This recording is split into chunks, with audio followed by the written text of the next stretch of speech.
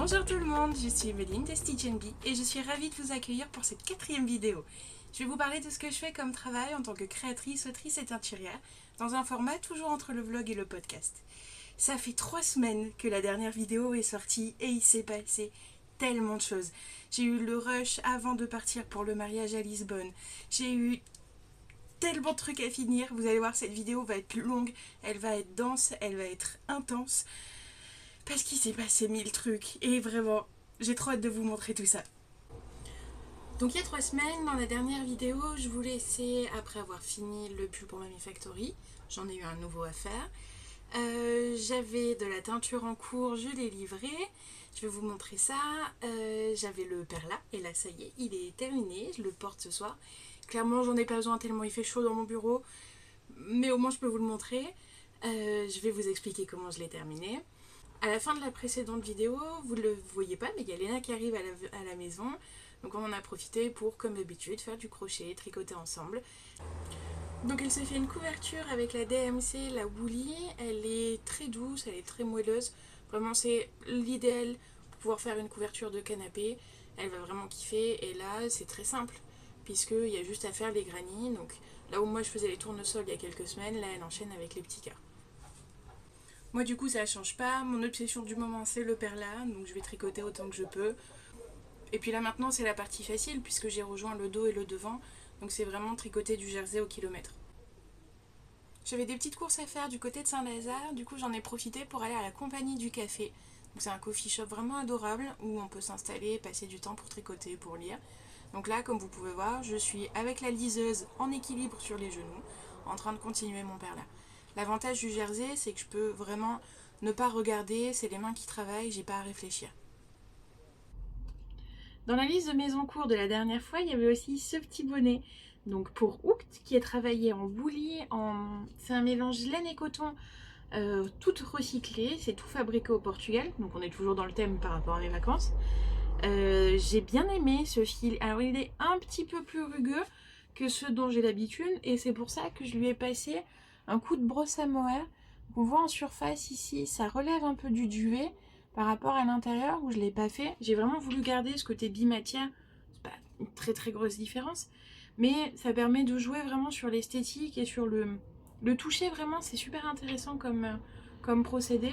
C'est un truc auquel on pense pas assez souvent, vraiment de changer la technique, l'aspect du produit fini. Je trouve que c'est très très sympa. La dernière fois, je vous avais montré le tissu avec les perles que j'ai acheté au marché Saint-Pierre.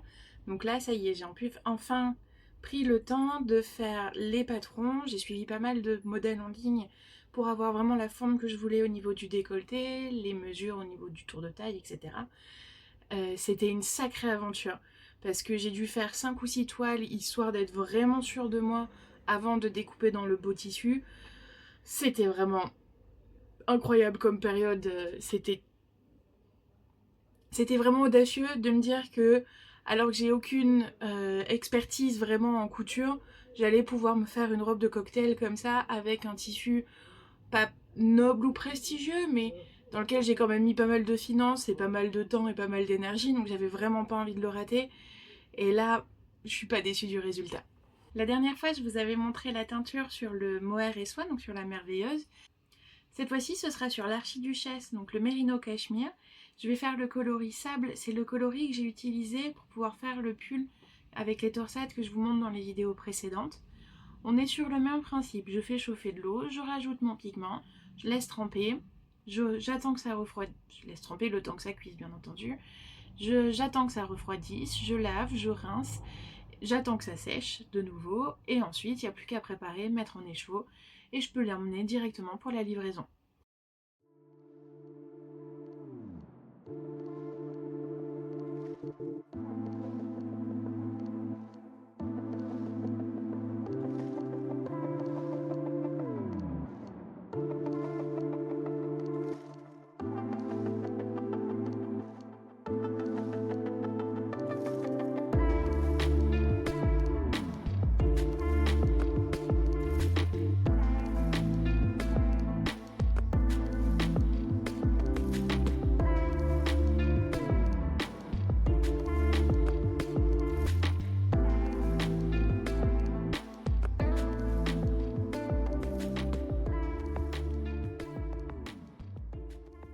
De retour chez moi, je me lance dans une nouvelle version du bustier de la robe, avec le décolleté légèrement modifié, et ce coup-ci, je vais vraiment faire la doublure, poser les fermetures, etc.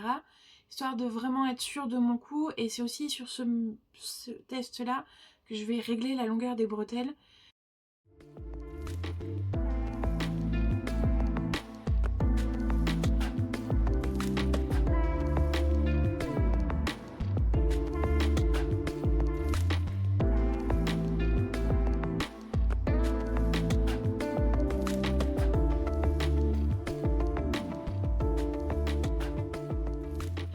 Mais j'ai quand même du travail à faire pour le livre, donc je vais avancer sur un autre projet qui est un petit poncho au crochet, toujours en roulis.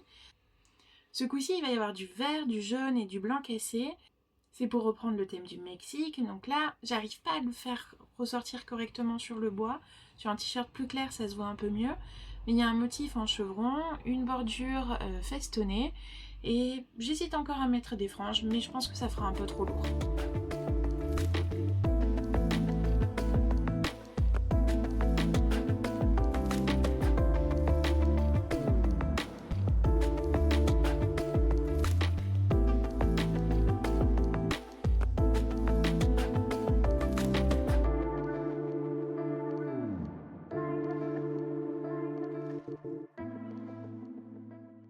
Le prochain ouvrage terminé, c'est le petit chapeau en éco-barbante Milano, donc pour Rookt toujours. Celui-ci, c'est le chapeau pour l'Indonésie, dans les coloris mint pistachio, peppermint freeze et raspberry crunch. Je les ai sous les yeux, je triche un peu. Travaillé avec un crochet de 6 mm.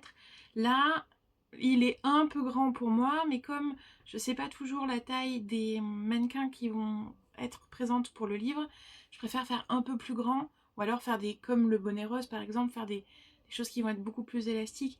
Ça, je peux pas l'anticiper à l'avance. Mais par contre, dans le patron, donc le livre sortira au mois de janvier. Et là, par contre, vous aurez vraiment différents tours de tête pour pouvoir faire en sorte qu'il soit le plus adapté pour chaque personne. Dans mes publicités sur Instagram, j'ai eu une annonce pour une soirée pizza à volonté et Uno dans un petit resto à côté de Bastille. Donc forcément, j'ai invité Léna et Adrien et on est parti passer la soirée là-bas. J'ai pu en profiter pour tricoter un peu au soleil. Et vraiment, c'était très très fun. C'était vraiment un très bon moment. Donc si vous avez l'occasion, ils font des karaokés, ils font des jeux, ils font plein de trucs. N'hésitez pas à aller voir. Comme ça, surtout au Mont-Relou, on pourrait avoir les petits bonhommes.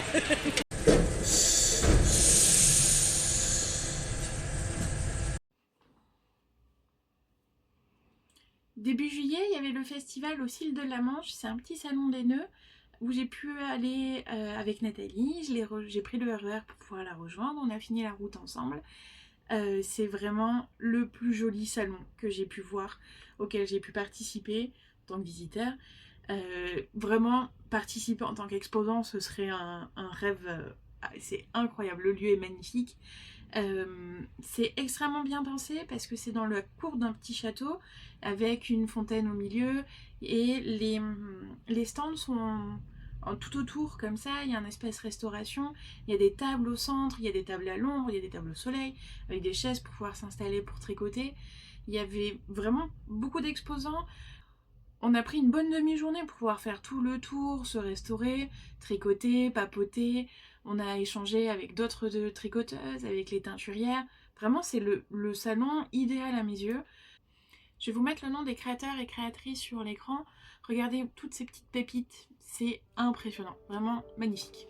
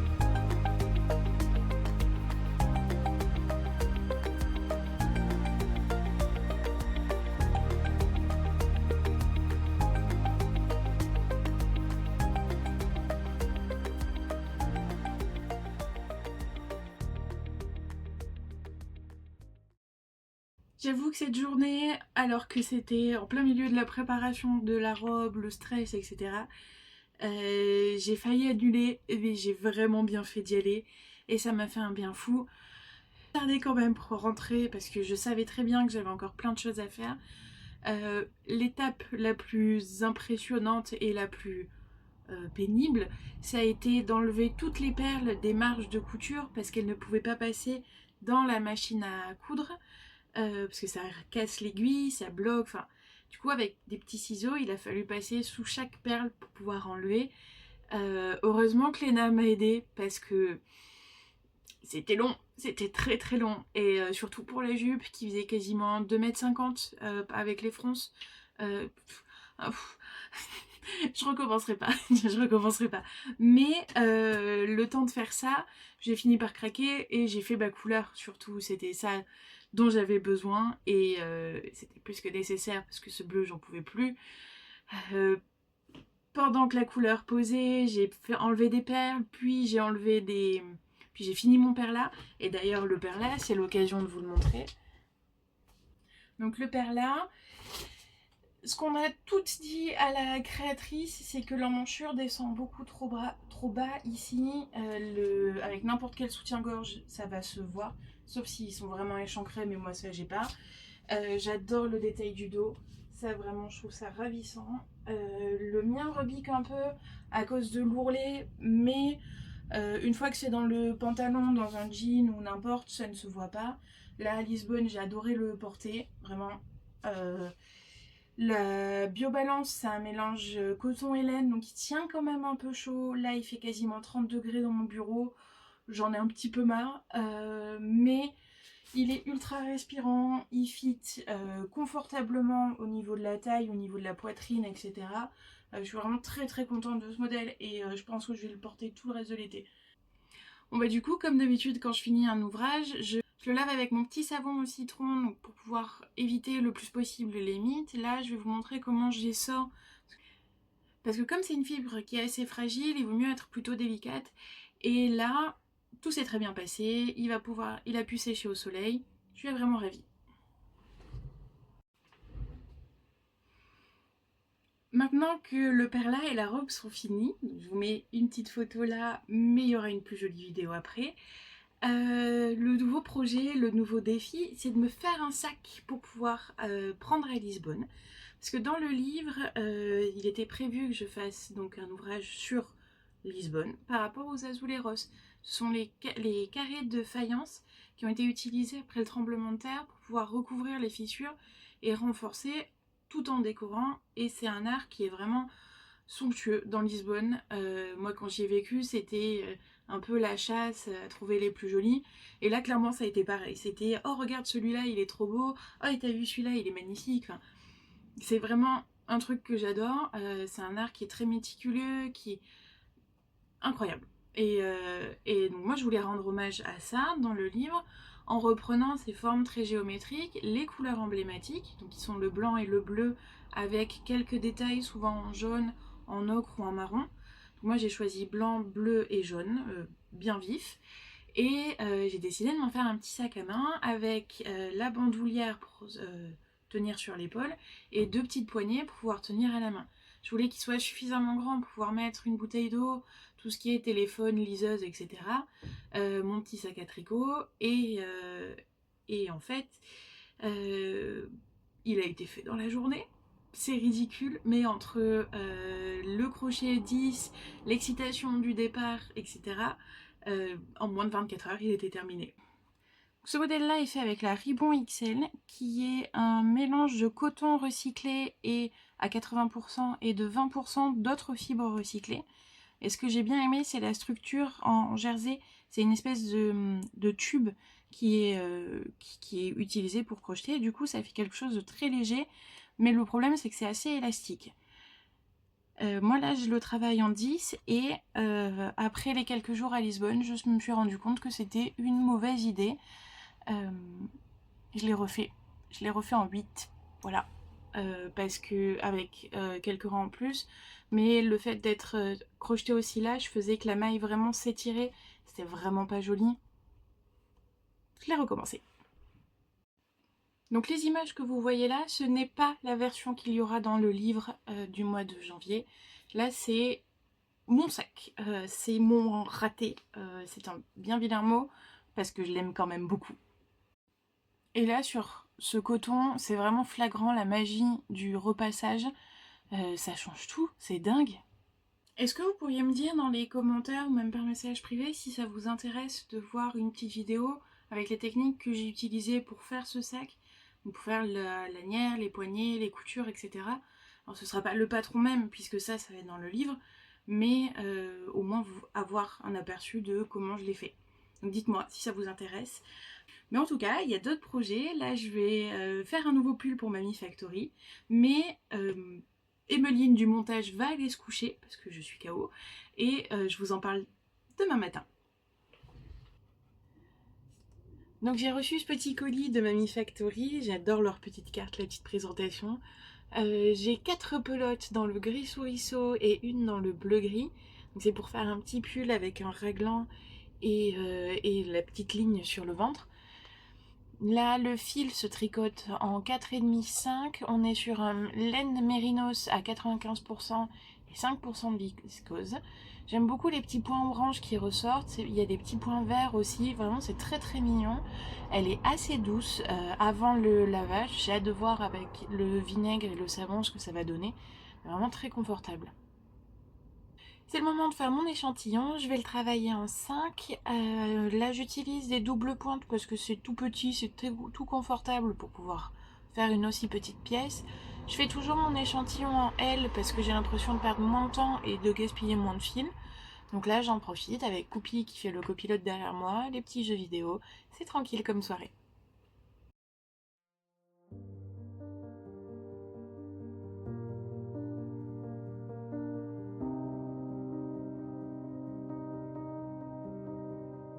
Ici Emeline de montage de jour 2, ça y est, j'ai pu enfin faire mon petit tableau Excel comme je fais d'habitude avec les calculs d'échantillons, les mesures que je souhaite faire, etc. Et filer prendre l'avion parce qu'il est temps. J'ai commencé, dès qu'on est arrivé à l'aéroport, qu'on a franchi la sécurité, je me suis mise à faire le montage. C'est génial d'avoir un petit projet comme ça. J'avais 2 pelotes dans mon sac à dos, le reste était dans la valise en soute. Mais vraiment, c'est tellement pratique à embarquer.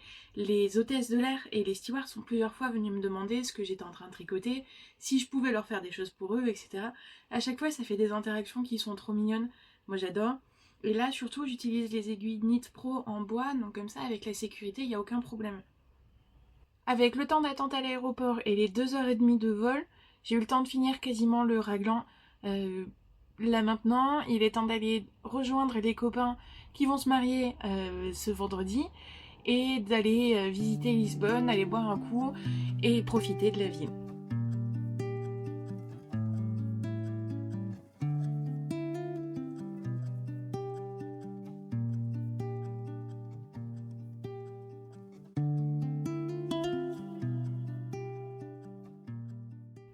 Donc j'ai utilisé mon sac pendant toutes les vacances, forcément. J'ai fait la maline devant quasiment tous les panneaux d'Azulero qu'on pouvait voir. Vraiment, j'adore. Et Lisbonne, c'est vraiment une ville qui est magnifique avec une architecture incroyable. Je vais vous montrer pas mal d'images de nos visites. Je vais vous montrer la personnalisation des parfums solides qu'on a fait à Next Memory. C'est un parfumeur qui est dans le quartier de Pombal et où on a pu faire personnaliser du coup des petits parfums solides avec nos initiales. On a choisi l'odeur qu'on voulait, la couleur du cuir, la couleur de la boîte. Ils nous ont même offert le thé. L'endroit est magnifique, vraiment gros coup de cœur. Si vous avez l'occasion d'y passer, vraiment allez y faire un tour, je vous le recommande.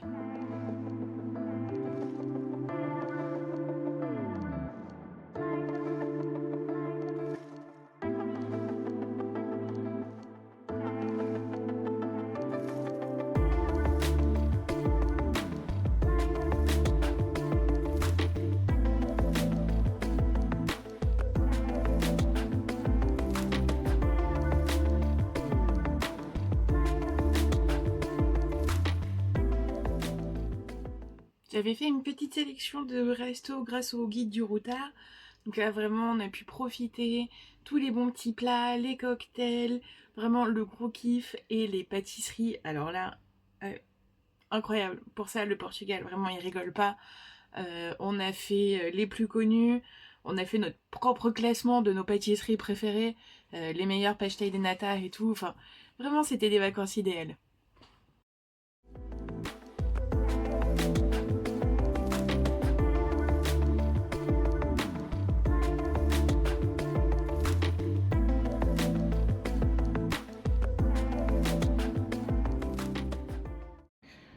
Du coup, là, j'ai séparé les manches et le corps, mais j'ai pensé qu'à prendre un seul câble. Donc, j'ai ma manche ici. Là, c'est l'aisselle, donc les mailles que j'ai remontées. Mais c'est le même câble que j'ai accroché là par l'intérieur, qui prend les manches ici et que j'ai accroché ici. Pour que vraiment ça reste dedans. Et moi, je vais pouvoir continuer à tricoter tout autour en rond.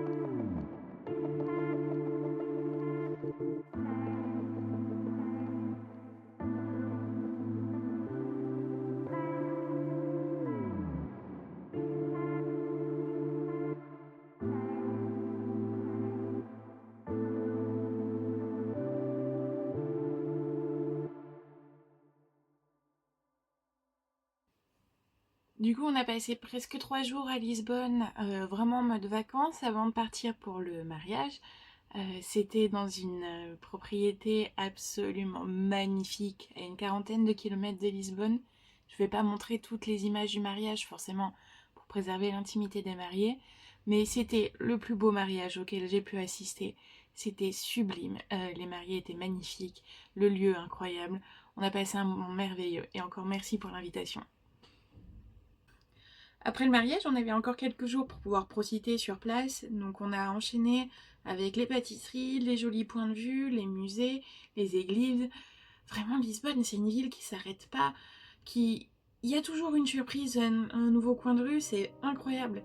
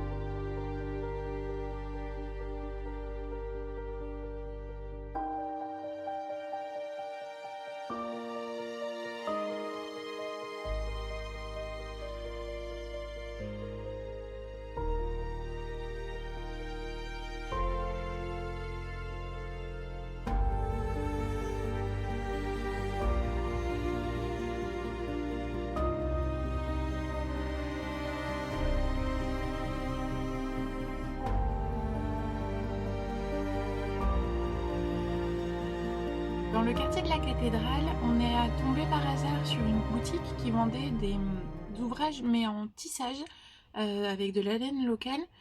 La personne dedans ne parlait pas très bien anglais, moi je parle pas très bien portugais, et du coup je lui ai montré la pelote que j'avais dans mon sac, et elle m'a indiqué le bout de la rue en me disant va là-bas, pour acheter d'autres pelotes. Et on est tombé sur cet espace qui est incroyable parce que c'est un regroupement d'artisans et d'artistes où il y a des bijoux, il y a des faïences, il y a des vêtements, et surtout il y a une production de mérinos locale avec les filatures qui sont sur place, les teintures qui sont sur place. Donc forcément j'ai craqué. Et la laine est vraiment intéressante au niveau tarif puisqu'on est sur un circuit court. Et elle est un peu rugueuse, mais je pense qu'une fois lavée, elle va vraiment s'assouplir. Donc forcément j'ai craqué, et quitte à être dans le quartier, c'est un coin où il y a beaucoup de concerts de fado. Donc c'est un style de musique chanté avec quelques instruments, c'est très doux, et en concert vraiment c'est magnifique à voir. Donc je vous laisse avec un petit extrait. A saudade andou comigo e através do som da minha voz, o seu fado mais antigo fez mil versos a falar de nós, trouxe-me à vontade sem ouvir sequer os meus lamentos. Correu comigo a cidade até à ponte. Pour notre avant-dernier jour sur place, on a loué des vélos pour aller jusqu'à la plage qui est face aux États-Unis. En face, il n'y a plus rien. C'est magnifique. Le truc, c'est qu'on a passé presque 3 heures sur les vélos en plein soleil. Bon, l'erreur fatidique, c'est qu'on n'a pas mis assez de crème solaire. J'ai le torse et le derrière du dos complètement brûlé. C'est les aléas, je recommencerai pas ça non plus, mais on a vraiment pu profiter de la plage, du soleil, c'est quand même très très agréable. Le rituel de chacun de mes voyages, c'est que je ramène un petit souvenir, genre ça c'est la Grèce, là le Canada, l'Islande ici, et là du coup j'ai trouvé une petite tatoueuse qui a pu me faire les azuleros là sur le bras, vraiment trop mignonne, j'étais obligée de revenir avec un autre genre de souvenir. Le lendemain, on a fait le tour du quartier de Belém, on a été voir la tour, mais qui était malheureusement fermée, parce qu'il y avait des entraînements pour une fanfare militaire. On a quand même été prendre nos dernières pâtisseries sur place. C'est les plus connues, donc c'était vraiment obligé qu'on y passe. Et puis c'était déjà l'heure du retour. Au moment où j'étais en train de commencer à rabattre les mailles, je me suis dit que ce serait quand même judicieux d'envoyer une photo à Mamie Factory pour pouvoir confirmer que l'emplacement des rayures convenait, etc. Et j'ai bien fait, parce que ça ne convenait pas. Donc j'ai dû modifier 2-3 trucs dans mon tableau Excel pour être sûre d'avoir les rayures qui soient bien proportionnées par rapport à chaque taille. Je l'ai détricoté quand on est monté dans l'avion, et en arrivant à Paris, j'ai commencé à rabattre les mailles, parce que j'avais déjà tout tricoté, en attendant la valise. Dès le lendemain, on avait des rendez-vous, donc on en a profité pour se balader un peu, boire un café. Donc là, j'ai pu avancer sur les manches, et en même pas 2 jours, donc le reste du pull était fini, j'ai pu le mettre au blocage. Donc là, ça y est, il est fini, il y a les rayures sur les manches, sur le corps. J'aime vraiment la texture une fois que c'est lavé. C'est très doux, vraiment très moelleux. Je pense qu'à même la peau, vous voyez, sur les zones un peu sensibles, ça posera aucun problème, même pour les enfants. J'ai très hâte de la retravailler. J'ai vu qu'elle était compatible pour les machines à tricoter. Donc peut-être pour me faire un petit pull d'hiver avec le tweed et un très beau bordeaux, ça donne envie. Dans les autres projets que j'ai sur le feu, il y a le châle Ad Astra, qui est un châle que j'ai tricoté il y a quelques années, dont je n'aime pas les photos que j'ai prises, et que je mets en test pour pouvoir enfin publier le patron. Je n'ai plus le châle, mais je vais le refaire au fur et à mesure. J'ai déjà envoyé le test à commencer. Je vais faire des vidéos vraiment tuto pour expliquer le montage, les différents points, etc. Ça va être un gros projet. Si jamais le test du châle vous intéresse, je peux dès maintenant vous envoyer le patron. Et surtout, dans les commentaires qu'il va y avoir là sous la vidéo, jusqu'à dimanche prochain, parce que je ferai le tirage au sort à ce moment-là, je vais sélectionner une personne à qui envoyer la laine pour pouvoir le faire, pour lui offrir. Voilà, donc surtout commentez si ça vous intéresse. On pourra faire une couleur custom, on fera tout bien comme il faut. Donc vraiment, j'ai trop hâte de pouvoir voir vos châles avec. N'hésitez pas à m'envoyer un message sur Instagram pour qu'on puisse en discuter. Mais du coup, je vais m'arrêter là pour aujourd'hui. Je vais préparer tout ce qui est là pour pouvoir vous montrer dans la prochaine vidéo. C'est les ouvrages qui sont déjà terminés pour Hooked. Je vais avoir de la teinture encore à faire. J'ai des projets de tests, j'ai plein de choses. Voilà, je vais vous laisser là pour aujourd'hui. Je vous souhaite une très bonne journée. Prenez soin de vous, amusez-vous bien, tricotez, faites du crochet et à bientôt!